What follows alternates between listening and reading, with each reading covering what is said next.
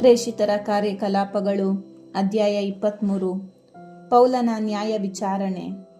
ಪೌಲನು ಆ ನ್ಯಾಯಸಭೆಯ ಸದಸ್ಯರನ್ನು ದಿಟ್ಟಿಸಿ ನೋಡಿ, ಬಂಧು ಬಾಂಧವರೇ, ಈ ದಿನದವರೆಗೂ ನಾನು ದೇವರ ಸಮ್ಮುಖದಲ್ಲಿ ನನ್ನ ಮನಸ್ಸಾಕ್ಷಿಯ ಪ್ರಕಾರ ಬಾಳಿದ್ದೇನೆ ಎಂದನು.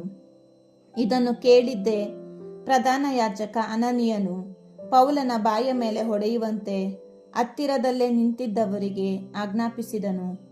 ಪೌಲನು ಅವನಿಗೆ, ಸುಣ್ಣ ಬಳಿದ ಗೋಡೆ ನೀನು, ದೇವರು ನಿನ್ನನ್ನು ಹೊಡೆಯದೆ ಬಿಡರು. ಧರ್ಮಶಾಸ್ತ್ರದ ಪ್ರಕಾರ ನ್ಯಾಯ ವಿಚಾರಣೆ ಮಾಡಲು ಕುಳಿತಿರುವ ನೀನು ಅದೇ ಧರ್ಮಶಾಸ್ತ್ರವನ್ನು ಉಲ್ಲಂಘಿಸಿ ನನ್ನನ್ನು ಹೊಡೆಯುವಂತೆ ಆಜ್ಞಾಪಿಸುತ್ತಿರುವೆಯಾ ಎಂದನು. ಪಕ್ಕದಲ್ಲಿದ್ದವರು, ದೇವರೇ ನೇಮಿಸಿದ ಪ್ರಧಾನ ಯಾಜಕರನ್ನು ನಿಂದಿಸುತ್ತೀಯೋ ಎಂದರು. ಪ್ರತ್ಯುತ್ತರವಾಗಿ ಪೌಲನು, ಸಹೋದರರೇ, ಇವರು ಪ್ರಧಾನ ಯಾಜಕರೆಂದು ನನಗೆ ತಿಳಿಯದೆ ಹೋಯಿತು. ನಿಮ್ಮ ಪ್ರಜಾಪಾಲನನ್ನು ದೂಷಿಸಬೇಡ ಎಂದು ಪವಿತ್ರ ಗ್ರಂಥದಲ್ಲೇ ಬರೆದಿದೆ ಅಲ್ಲವೇ ಎಂದನು. ಸಭೆ ಸೇರಿದ್ದವರಲ್ಲಿ ಕೆಲವರು ಸದ್ದುಕಾಯ ಪಂಥದವರು, ಮತ್ತೆ ಕೆಲವರು ಫರಿಸಾಯ ಪಂಥದವರು. ಇದನ್ನು ಗಮನಿಸಿದ ಪೌಲನು, ಸಹೋದರರೇ, ನಾನೊಬ್ಬ ಫರಿಸಾಯರ ವಂಶಜ. ಸತ್ತವರು ಪುನರುತ್ಥಾನ ಹೊಂದುತ್ತಾರೆ ಎಂಬ ನಮ್ಮ ನಿರೀಕ್ಷೆಯ ನಿಮಿತ್ತ ನಾನು ಇಲ್ಲಿ ವಿಚಾರಣೆಗೆ ಗುರಿಯಾಗಿದ್ದೇನೆ ಎಂದು ಧ್ವನಿ ಎತ್ತಿ ಸಭೆಯಲ್ಲಿ ಹೇಳಿದನು. ಅವನು ಹೀಗೆ ಹೇಳಿದಾಕ್ಷಣವೇ ಫರಿಸಾಯರ ಮತ್ತು ಸದ್ದುಕಾಯರ ನಡುವೆ ವಾಗ್ವಾದ ಉಂಟಾಯಿತು. ಸಭೆಯಲ್ಲಿ ಭಿನ್ನಭೇದ ಉಂಟಾಯಿತು. ಏಕೆಂದರೆ ಸದ್ದುಕಾಯರು ಪುನರುತ್ಥಾನವಾಗಲಿ ದೇವದೂತರಾಗಲಿ ದೇಹರಹಿತ ಆತ್ಮವಾಗಲಿ ಇದೆಯೆಂದು ಒಪ್ಪುವುದಿಲ್ಲ. ಆದರೆ ಫರಿಸಾಯರು ಇವೆಲ್ಲ ಇವೆ ಎಂದು ನಂಬುತ್ತಾರೆ. ಆಗ ಅಲ್ಲಿ ದೊಡ್ಡ ಕೂಗಾಟವೆದ್ದಿತು. ಫರಿಸಾಯ ಪಂಥಕ್ಕೆ ಸೇರಿದ ಕೆಲವು ಧರ್ಮಶಾಸ್ತ್ರಿಗಳು ಎದ್ದು ನಿಂತು, ಈ ಮನುಷ್ಯನಲ್ಲಿ ನಮಗೆ ಯಾವ ದೋಷವೂ ಕಾಣುವುದಿಲ್ಲ.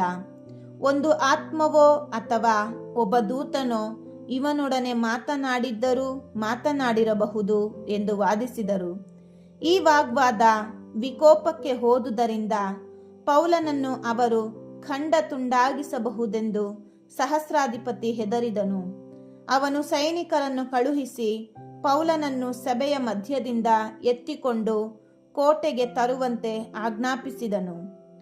ಪ್ರಭು ಅದೇ ರಾತ್ರಿ ಪೌಲನಿಗೆ ಹತ್ತಿರದಲ್ಲೇ ಕಾಣಿಸಿಕೊಂಡು, ಧೈರ್ಯದಿಂದಿರು, ನೀನು ಜೆರುಸಲೇಮಿನಲ್ಲಿ ನನಗೆ ಸಾಕ್ಷಿ ಕೊಟ್ಟಂತೆ ರೋಮಿನಲ್ಲೂ ನನಗೆ ಸಾಕ್ಷಿ ಕೊಡಬೇಕಾಗಿದೆ ಎಂದರು. ಪೌಲನನ್ನು ಕೊಲ್ಲಲು ಒಳಸಂಚು. ಮಾರನೆಯ ದಿನ ಬೆಳಿಗ್ಗೆ ಕೆಲವು ಯಹೂದ್ಯರು ಒಟ್ಟುಗೂಡಿ ಒಳಸಂಚು ಹೂಡಿದರು. ಪೌಲನನ್ನು ಕೊಲ್ಲುವ ತನಕ ತಾವು ಅನ್ನಪಾನವೇನೂ ಮುಟ್ಟುವುದಿಲ್ಲವೆಂದು ಶಪಥ ಮಾಡಿದರು. ಈ ಒಳಸಂಚು ಮಾಡಿದವರು 40ಕ್ಕೂ ಹೆಚ್ಚು ಮಂದಿ. ಇವರು ಮುಖ್ಯ ಯಾಜಕರ ಮತ್ತು ಪ್ರಮುಖರ ಬಳಿಗೆ ಹೋಗಿ ಇಂತೆಂದರು, ನಾವು ಪೌಲನನ್ನು ಕೊಲ್ಲುವ ತನಕ ಏನನ್ನೂ ತಿನ್ನುವುದಿಲ್ಲವೆಂದು ಕಠಿಣ ಶಪಥ ಮಾಡಿಕೊಂಡಿದ್ದೇವೆ.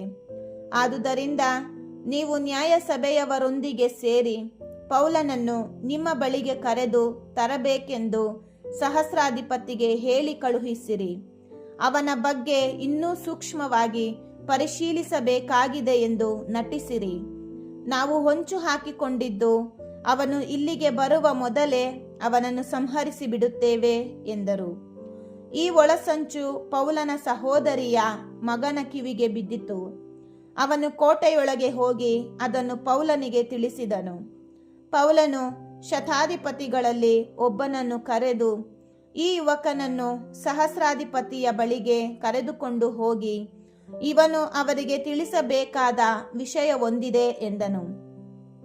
ಅಂತೆಯೇ ಶತಾಧಿಪತಿ ಅವನನ್ನು ಸಹಸ್ರಾಧಿಪತಿಯ ಬಳಿಗೆ ಕರೆದುಕೊಂಡು ಹೋಗಿ, ಖೈದಿ ಪೌಲನು ನನ್ನನ್ನು ಕರೆದು ಈ ಯುವಕನನ್ನು ನಿಮ್ಮಲ್ಲಿಗೆ ಕರೆದುಕೊಂಡು ಬರಲು ತಿಳಿಸಿದನು.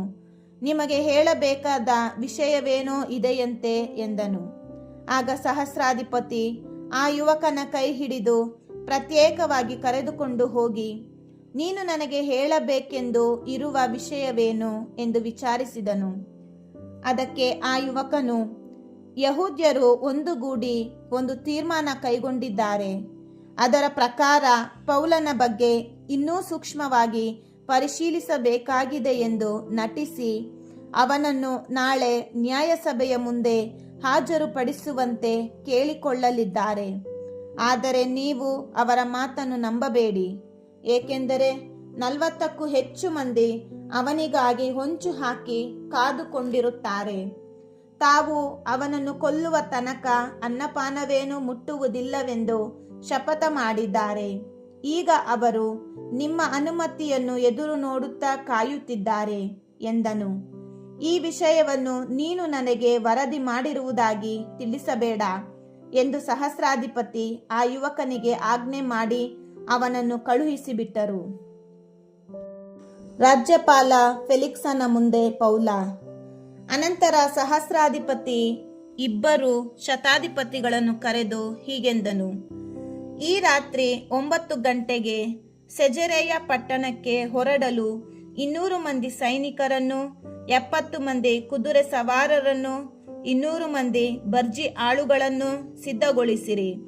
ಕುದುರೆಗಳನ್ನು ಸಜ್ಜುಗೊಳಿಸಿ ಪೌಲನನ್ನು ಏರಿಸಿ ರಾಜ್ಯಪಾಲ ಫೆಲಿಕ್ಸರ ಬಳಿಗೆ ಭದ್ರವಾಗಿ ಕರೆದುಕೊಂಡು ಹೋಗಿರಿ.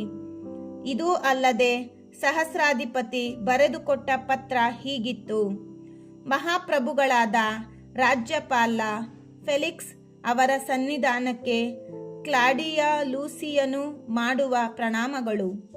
ಈ ವ್ಯಕ್ತಿಯನ್ನು ಯಹೂದ್ಯರು ಹಿಡಿದು ಕೊಲ್ಲುವುದರಲ್ಲಿದ್ದರು. ಇವನು ರೋಮಿನ ಪೌರನೆಂದು ತಿಳಿದು ನಾನು ಸೈನಿಕರೊಡನೆ ಹೋಗಿ ಇವನನ್ನು ಬಿಡಿಸಿದೆ. ಇವನ ಮೇಲೆ ಅವರು ಹೊರಿಸಿರುವ ಅಪಾದನೆಗಳು ಏನೆಂದು ತಿಳಿದುಕೊಳ್ಳುವ ಉದ್ದೇಶದಿಂದ ನಾನು ಇವನನ್ನು ಅವರ ನ್ಯಾಯಸಭೆಯಲ್ಲಿ ಹಾಜರುಪಡಿಸಿದೆ.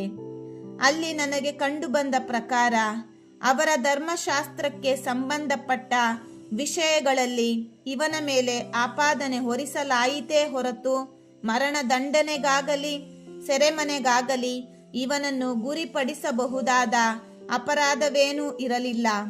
ಆದರೂ ಇವನ ವಿರುದ್ಧ ಒಳಸಂಚು ನಡೆಯುತ್ತಲೇ ಇದೆ ಎಂದು ನನಗೆ ತಿಳಿದು ಬಂದಿತು. ಕೂಡಲೇ ನಾನು ಇವನನ್ನು ತಮ್ಮ ಬಳಿಗೆ ಕಳುಹಿಸಿದ್ದೇನೆ. ಇವನ ಮೇಲೆ ತಪ್ಪು ಹೊರಿಸುವವರು ತಮ್ಮ ಸನ್ನಿಧಾನದಲ್ಲೇ ಬಂದು ಆ ಆಪಾದನೆಗಳನ್ನು ನಿವೇದಿಸಬಹುದೆಂದು ಅಪ್ಪಣೆ ಮಾಡಿದ್ದೇನೆ. ಸೈನಿಕರು ಈ ಆಜ್ಞೆಯನ್ನು ಶಿರಸಾವಹಿಸಿ ಪೌಲನನ್ನು ಆ ರಾತ್ರಿ ಅಂತಿಪ್ರತಿಯ ಎಂಬ ಊರಿನವರೆಗೆ ಕರೆದುಕೊಂಡು ಹೋದರು. ಮರುದಿನ ಪೌಲನೊಂದಿಗೆ ಮುಂದೆ ಹೋಗಲು ಕುದುರೆ ಸವಾರರನ್ನು ಬಿಟ್ಟು ಸೈನಿಕರು ಕೋಟೆಗೆ ಹಿಂದಿರುಗಿದರು. ಸವಾರರು ಸೆಜರೇಯವನ್ನು ತಲುಪಿ ರಾಜ್ಯಪಾಲನಿಗೆ ಪತ್ರವನ್ನು ಕೊಟ್ಟು ಪೌಲನನ್ನು ಅವನ ವಶಕ್ಕೊಪ್ಪಿಸಿದರು. ರಾಜ್ಯಪಾಲನು ಪತ್ರವನ್ನು ಓದಿ ಪೌಲನು ಯಾವ ಪ್ರಾಂತ್ಯದ ನಿವಾಸಿ ಎಂದು ವಿಚಾರಿಸಿ ಅವನು ಸಿಲಿಸಿಯದಿಂದ ಬಂದವನೆಂದು ತಿಳಿದುಕೊಂಡನು. ನಿನ್ನ ಮೇಲೆ ತಪ್ಪು ಹೊರಿಸಿದವರು ಬಂದ ಮೇಲೆ ನಿನ್ನ ವಿಚಾರಣೆ ಮಾಡುತ್ತೇನೆ ಎಂದು ಹೇಳಿ ಪೌಲನನ್ನು ಹೆರೋದನ ಅರಮನೆಯಲ್ಲಿ ಕಾವಲಿನಲ್ಲಿ ಇಡಬೇಕೆಂದು ಆಜ್ಞಾಪಿಸಿದನು.